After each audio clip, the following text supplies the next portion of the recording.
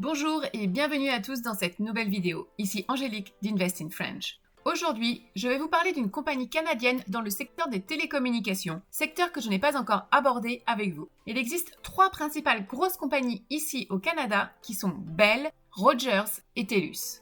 J'ai choisi de vous parler de TELUS, symbole T.TO sur la bourse de Toronto et TU sur la bourse de New York. Attention, si vous l'achetez sur la bourse de New York, c'est TU et non T, qui est pour AT&T, donc soyez vigilants. Pourquoi cette compagnie et pas une des deux autres ? Eh bien, premièrement car c'est mon fournisseur en téléphonie mobile et que je n'ai aucun souci réel avec leur réseau, même si je trouve leur prix outrageux. Bienvenue au Canada et au monopole de ces trois compagnies, donc au prix exorbitant. Mais heureusement, j'utilise les services moins chers d'une de leurs filiales, qui est Public Mobile. Il existe une autre filiale connue de TELUS et c'est Koodo Mobile.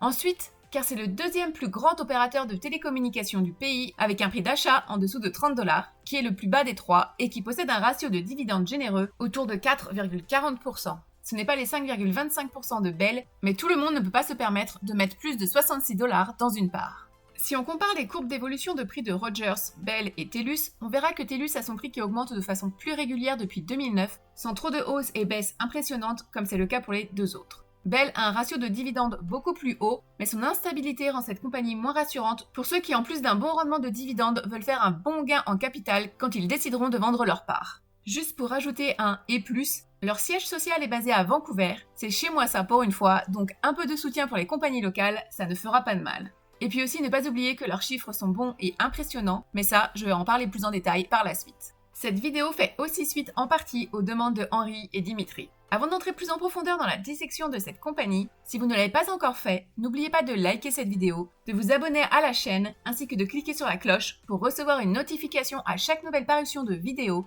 Et si vous avez un peu de temps, un petit commentaire ferait aussi plaisir. Merci d'avance. Sans plus attendre, allons voir cette compagnie d'un peu plus près. Tout d'abord, commençons par un peu d'histoire. La compagnie TELUS a été créée en 1990 par le gouvernement de l'Alberta lors de la privatisation d'Alberta Government Telephones. En 1995, TELUS achète Edtel à la ville d'Edmonton, finissant ainsi l'ère de l'actionnariat de l'État dans les télécommunications de l'Alberta et continuant ainsi la déréglementation du marché des télécommunications déjà en marche. Cette déréglementation a également ouvert le marché à la concurrence pour des compagnies telles que Rogers, Bell Canada, Primus Canada, etc. En 1999, TELUS fusionne avec BC Tel, issu d'une partie des activités de communication de Verizon, ayant le monopole en Colombie-Britannique. TELUS déplace alors ses locaux administratifs en Alberta pour payer moins d'impôts, mais garde son siège social à Burnaby, en BC. En 2000, TELUS obtient une participation majoritaire dans Québec Téléphone et plus tard dans la même année acquiert les lignes de Clearnet, fournisseur numérique de téléphonie mobile basé à Toronto. En 2019, TELUS acquiert ADT Canada qui est spécialisé dans la domotique et la sécurité. En 2020, TELUS acquiert Competence Call Center, une entreprise allemande spécialisée dans la modération et les services aux consommateurs, ainsi que Lionbridge AI, une entreprise spécialisée dans l'intelligence artificielle. Mais aussi dans cette même année, ils acquièrent Mobile Service Center Canada, AFS Technologies et Equinox Virtual Clinic. Avec toutes ces nouvelles acquisitions, on peut voir que TELUS ne souhaite pas rester un service de télécommunication de base à faire de la téléphonie et de la télévision par câble, mais plutôt s'étendre dans des secteurs de services intelligents pour les consommateurs, comme dans leur nouveau département santé, qui donne une nouvelle dimension aux prestations de soins. Je vais entrer plus en détail là-dedans un peu plus tard dans la vidéo. Maintenant, une petite présentation de la compagnie. Comme on l'a vu précédemment, TELUS existe depuis 1990 avec son siège social à Vancouver, en BC, au Canada. La compagnie emploie un peu plus de 77 200 personnes à temps plein en date du 31 décembre 2020. TELUS est l'une des plus importantes entreprises de technologie d'information et de télécommunication du Canada qui offre un vaste éventail de produits et de services, comme des services de téléphonie mobile et de données, des services IP, des services de télévision, de divertissement et de vidéo et des services de sécurité, ainsi que des services autres que je vais détailler un peu plus d'ici quelques minutes. Ils ont une capitalisation boursière de 39,09 billions ou milliards de dollars. Pour rappel, la capitalisation boursière représente la valeur totale des actions en circulation d'une entreprise cotée. Pour l'obtenir, on multiplie le nombre de ces actions par le prix du jour de chacune d'entre elles. Une compagnie est dite grande ou large cap quand elle a une capitalisation boursière au-dessus de 10 billions de dollars. Donc TELUS est bien au-dessus de tout ça. Si on veut faire simple dans la présentation, la compagnie peut être divisée en trois parties. D'un côté, on a le filaire avec Internet, ADSL ou fibre, la télévision et la téléphonie fixe, qui représentent 49% de leur chiffre d'affaires. À l'opposé, on a le sans fil, ou mobile comme ils l'appellent, avec les téléphones portables et la 5G, qui est 51% de leur chiffre d'affaires, ce qui fait un total de 92%. Le reste, qui est donc la troisième partie qui regroupe toutes les autres divisions cachées ou non de TELUS, est pour moi ce qui va faire grossir au maximum la société au fil des années. Je parle bien entendu de leurs services santé, sécurité, international et agriculture. Il est assez difficile de mettre la main sur des chiffres pour toutes ces divisions, que ce soit dans leur compte-rendu trimestriel, annuel ou de présentation de la compagnie. On peut trouver des infos concernant les acquisitions et les dettes relevant de ces divisions, mais en aucun cas combien ils font de profits ou de pertes réelles. Sur ce joli graphique, on peut voir que depuis le premier trimestre de 2019, le nombre de clients de la partie filaire et mobile ne fait que d'augmenter trimestre après trimestre. Ce qui différencie TELUS de ses deux concurrents Bell et Rogers, c'est qu'ils n'ont pas de service média. Ils fournissent la télé et le câble avec leur box, mais ils n'ont pas de service particulier à leur compagnie pour avoir des chaînes spécifiques bien à eux. Ce qui coûte cher à avoir et entretenir et qui possède déjà énormément de compétition avec toutes les compagnies qui se battent déjà sur ce marché pour être les meilleures. Pas sûr que j'ai besoin de citer les plus connus, mais si je dis Netflix, Amazon Prime Video, Stars, Disney+, Apple TV, Hulu, HBO Max, Crave, etc. Vous voyez de quoi je parle, n'est-ce pas ? Personnellement, n'étant pas une fan de télévision, ce qui est très fou vu que je bosse plus ou moins dans le milieu, je trouve que c'est un excellent choix de TELUS de ne pas rentrer dans ce secteur déjà bien saturé. Les résultats de Rogers et Bell sur le sujet en disent long sur l'avenir des services de télé à la demande quand on ne fait pas cela à 100%. Je vais maintenant vous détailler chacune des récentes divisions moins connues de l'entité TELUS. Je vais commencer par la partie sécurité et c'est tout ce qui touche aux services de sécurité intelligente et de domotique pour les particuliers mais aussi les entreprises. En passant des caméras de sécurité intérieure et extérieure, des capteurs d'ouverture-fermeture de portes, fenêtres, des détecteurs de mouvement, des thermostats intelligents, des détecteurs de fumée, de fuite d'eau, de monoxyde de carbone, des prises électriques connectées, des serrures électroniques, des sonnettes avec vidéo, etc. Comment ça marche ? Eh bien c'est très simple. Vous installez une application TELUS sur votre téléphone avec tous vos appareils connectés. Si un capteur ou une détection est mis en route, vous recevrez une notification sur votre téléphone. Soit vous solutionnez le problème tout seul, soit si c'est plus grave, une patrouille de professionnels se déplacera pour voir ce qu'il en est. Vous pouvez aussi faire des scénarios en tout genre, d'allumage de lumière, de réglage de température, d'ouverture de portes de garage ou de volets si vous en possédez, et tout cela depuis votre téléphone portable. Mais TELUS Sécurité, c'est aussi la protection numérique de TELUS, avec la protection supérieure des appareils informatiques, des données personnelles et des identités. Car on vit dans une ère où la cybercriminalité est quelque chose de présent au quotidien. On parle ici d'antivirus, de VPN, de logiciels de protection de mots de passe, mais aussi d'assistance si jamais on est victime d'un vol d'identité, mais aussi d'accès à son rapport de crédit et de code de crédit en continu, etc. Voyons maintenant TELUS Santé, qui est pour moi le futur, même si rien ne remplacera une vraie consultation avec un vrai médecin de famille en chair et en os.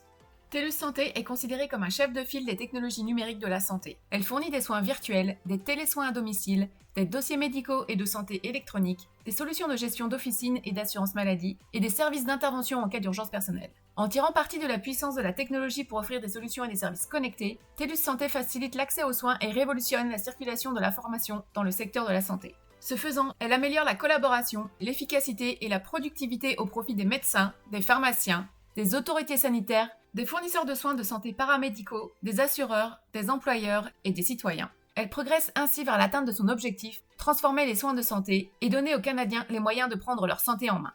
En gros, TELUS Santé permet de consulter un médecin, un conseiller en santé mentale ou un diététicien depuis votre téléphone portable ou votre ordinateur, à toute heure du jour et de la nuit.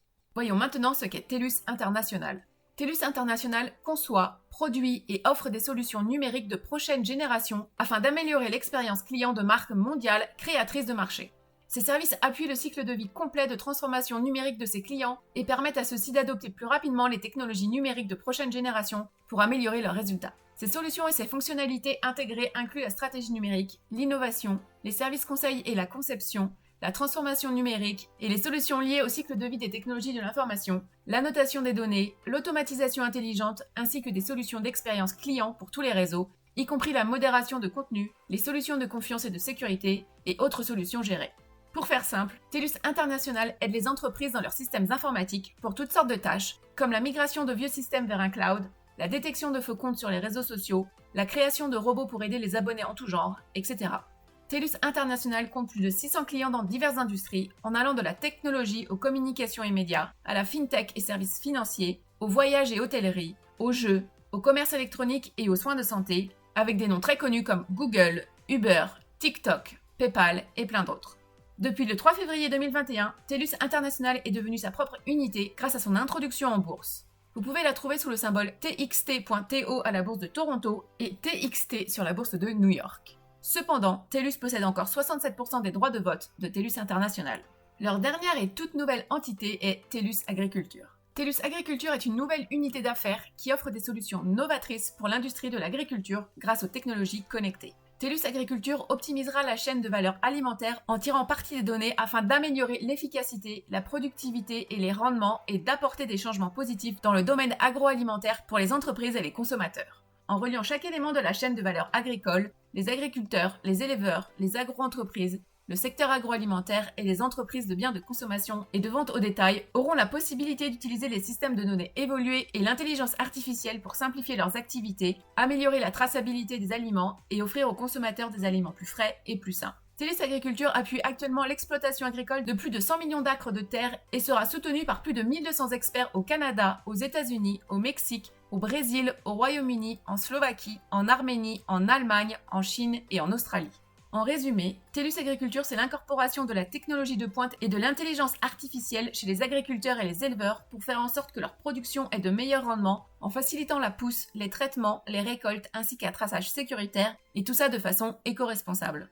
Maintenant, quelques chiffres rapides avant d'entrer plus en détail dans les comptes rendus financiers. En 2020, TELUS a généré 15,5 milliards de dollars de produits d'exploitation et comptait 16 millions d'abonnés divisés de la manière suivante. 9 millions dans la téléphonie mobile, 1,8 million d'abonnés d'appareils mobiles connectés, 2,1 millions d'abonnés des services Internet, 1,2 million d'abonnés de téléphonie fixe, 1,2 million d'abonnés de services de télévision et 707 000 abonnés de services de sécurité. Au niveau des résultats négatifs de 2020 dus à la pandémie, pour la partie services filaires, ils ont vu une baisse dans leur nombre d'abonnés pour la téléphonie fixe de 40 000 personnes, ainsi qu'une perte dans leur service de télévision avec 12 000 abonnés en moins, soit une perte totale de 74 millions de dollars. Mais avec tous les autres produits comme Internet et la sécurité, la partie filaire est en hausse de 1,05 milliard de dollars en 2020. Et pour la partie service mobile, ils ont vu une perte de 94 millions de dollars malgré les 89 000 nouveaux abonnés. La raison majeure de cette perte est due aux restrictions sur les voyages et déplacements en tout genre qui a entraîné une perte de profit sur les services en itinérance, mais aussi car la plupart des gens travaillent depuis chez eux et donc utilisent leur Wi-Fi et non leur data. Et la dernière explication, c'est que les magasins TELUS étant non essentiels, ils sont donc restés fermés pendant toute la pandémie et n'ont donc pas pu vendre de surclassement de forfaits et de nouveaux téléphones intelligents. Mais si on regarde leur communiqué de fin de deuxième trimestre de 2021, en date du 30 juillet, TELUS a vu sa clientèle accroître de 223 000 nouveaux abonnés, soit une hausse de 82 000 par rapport à l'an passé. Ils ont aussi 89 000 téléphones mobiles en plus, soit 28 000 de plus que l'an passé, et 50 000 nouveaux abonnés pour leurs services filaires comme la fibre par exemple. Mon avis rapide sur la question de leur futur, je pense que pour 2021, ça restera dans la même tendance, avec des pertes au niveau de la téléphonie mobile, des pertes dans la téléphonie fixe, qui a encore un téléphone fixe chez lui, mais aussi une perte dans les services de télévision, avec tous les services de streaming à la demande existants et nouveaux qui offrent des services plus avantageux. Les nouveaux adultes vont se diriger vers eux de plus en plus. TELUS aura sûrement des chiffres plus ou moins semblables à 2020 en 2021, mais pour 2022, les frontières vont réouvrir, les gens vont voyager plus que jamais, les compagnies de téléphonie canadiennes vont se faire énormément d'argent avec les données en itinérance, les gens vont acheter de nouveaux téléphones avec des appareils photo plus performants, etc. Ça fera donc des chiffres positifs pour la partie mobile. Et même si la téléphonie fixe va disparaître de plus en plus chaque année jusqu'à son extinction totale, et les services de télé vont devenir de moins en moins attrayants, les gens vont travailler de plus en plus à la maison, donc les équipements ainsi que les forfaits plus gros pour la fibre vont contrebalancer les pertes, tout comme les services de sécurité et de domotique pour surveiller et avoir sa maison connectée à tout moment, vont faire en sorte que les chiffres de la partie filaire resteront positifs. Que pensez-vous de mes prévisions futures? Et vous, quel est votre avis là-dessus? Avant de continuer avec les chiffres qui sont un point super important quand on étudie une compagnie dans laquelle on veut investir, je voulais aussi vous parler un peu du président et chef de la direction de TELUS, qui est Darren Entwistle. Il est à la tête de la compagnie depuis 2000. Il occupe ce poste depuis plus longtemps que tous ses homologues des entreprises de télécommunications à l'échelle mondiale. Sous sa direction, TELUS est passé d'une entreprise régionale de services téléphoniques qui ne servait que l'Ouest canadien à un chef de file national des services mobiles et de données. De 2000 à la fin janvier 2020, TELUS a offert un rendement total de 549% à ses actionnaires. Ce résultat est le meilleur parmi les entreprises de télécommunications à l'échelle mondiale. Au cours des 20 dernières années, la valeur de l'entreprise a quadruplé pour atteindre environ 51 milliards de dollars. le BAIIA, qui est les bénéfices avant intérêts, impôts et amortissements d'une entreprise, a lui plus que doublé pour s'établir à 5,7 milliards de dollars, et le bénéfice par action se chiffre à 2,89 $, ce qui est plus que le triple. Durant cette même période, la valeur de la marque TELUS est passée de quelques centaines de millions à 8,6 milliards de dollars. TELUS est la marque d'entreprise de télécommunications la plus prestigieuse au Canada selon Brand Finance et l'entreprise de télécommunications la plus fiable au Canada selon Gustafson School of Business. Darren a été décoré de l'Ordre du Canada en 2018. Il a aussi reçu la médaille du Jubilé d'or en 2003 et la médaille du Jubilé de diamant en 2012 par la reine Elisabeth II en tant que chef d'entreprise canadien ayant contribué de façon exemplaire à la collectivité et au Canada dans son ensemble. C'est assez rare d'avoir un président avec un CV pareil, c'est pour cela que je tenais à le mentionner dans cette vidéo. Vous pouvez trouver encore plus d'infos sur toute l'équipe de direction de TELUS sur le site officiel. Je vous mets le lien dans la description en dessous. Maintenant, plongeons dans les rapports et autres tableaux remplis de chiffres à plusieurs zéros. Pour ce qui est des revenus de la compagnie, depuis 2017, ils sont en hausse, en passant de 13,2 billions de dollars à 15,3 billions en 2020. Niveau chiffre d'affaires, il était en hausse jusqu'en 2019 avec 1,75 billion de dollars pour passer à 1,21 billion de dollars en 2020. Donc, comme pour beaucoup de compagnies, TELUS a vu ses chiffres baisser un peu à cause de la pandémie du Covid. Malgré cela, le capital de la société est passé de 37,9 billions de dollars en 2019 à 43,3 billions en 2020. Ce qui signifie que la compagnie continue d'acheter d'autres compagnies et de grossir, et cela à grosse échelle depuis 2017. Ce qui fait, en tout état de cause, grossir le montant de leur dette, qui est passé de 18,86 billions de dollars en 2020 contre 17,14 billions en 2019.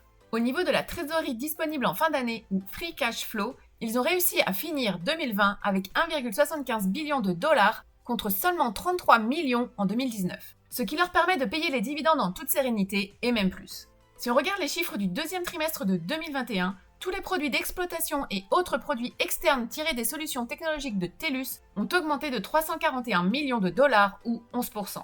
Si on détaille un peu plus, tout ce qui touche les produits et services mobiles ont augmenté de 54 millions de dollars ou de 3,7%, avec une hausse de 6,2% du nombre d'abonnés ayant un téléphone mobile connecté au cours des 12 derniers mois. Les produits d'exploitation tirés de l'équipement et autres services mobiles ont eux aussi augmenté de 143 millions de dollars au deuxième trimestre.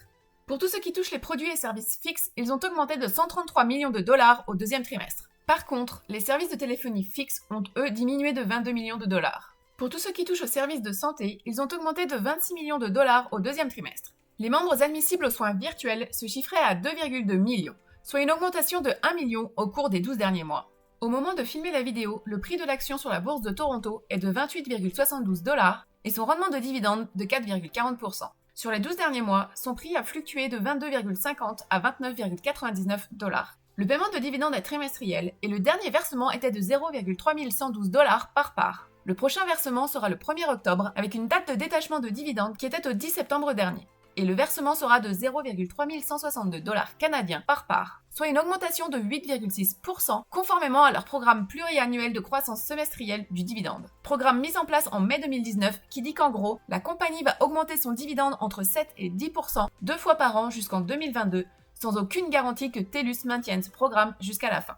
TELUS paie un dividende depuis mars 1999, mais ne l'augmente tous les ans que depuis 2004, ce qui en fait un dividende aristocrate aux yeux des Canadiens avec 17 années de paiement et d'augmentation de son dividende.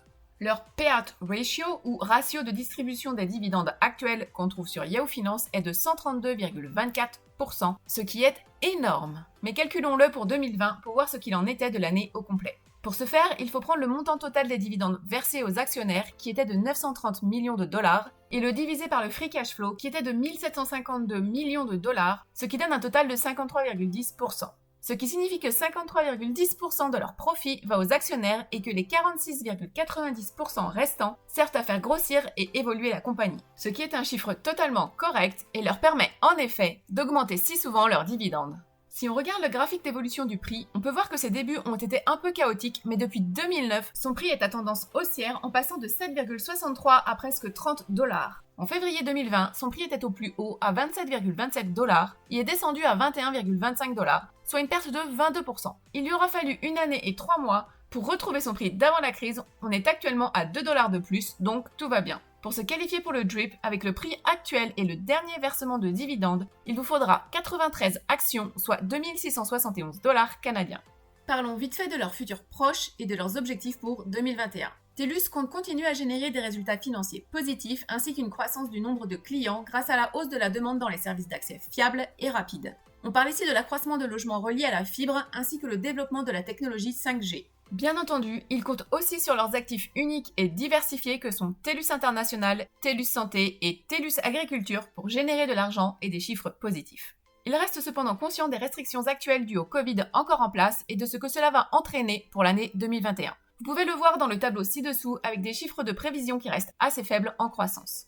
Et voilà, c'est fini pour aujourd'hui. Vous voilà maintenant en possession de tout ce qu'il faut pour décider si oui ou non vous adhérez à cette compagnie, sa gestion, ses prévisions futures et tout ce qui va avec. Je voulais aussi rajouter que le président Darren Entwistle a fait un geste remarquable au pic de la pandémie l'an passé. Il a renoncé à son salaire pour les mois d'avril, de mai et de juin 2020 pour qu'il soit remis aux travailleurs de la santé canadiens qui sont en première ligne de la lutte contre le Covid. De plus, la fondation de la famille Entwistle, créée par Darren et son épouse Fiona, a égalé le montant de ce salaire offert à hauteur de 100% pour doubler l'impact financier positif en appui aux soignants. Je trouve ce geste extraordinaire, même si je suis sûre que ce manque à gagner de 3 mois n'a pas dû avoir beaucoup d'impact dans leur vie de tous les jours. Ce n'est pas tous les présidents d'entreprise qui auraient fait ou ont fait ce geste généreux. Merci Darren.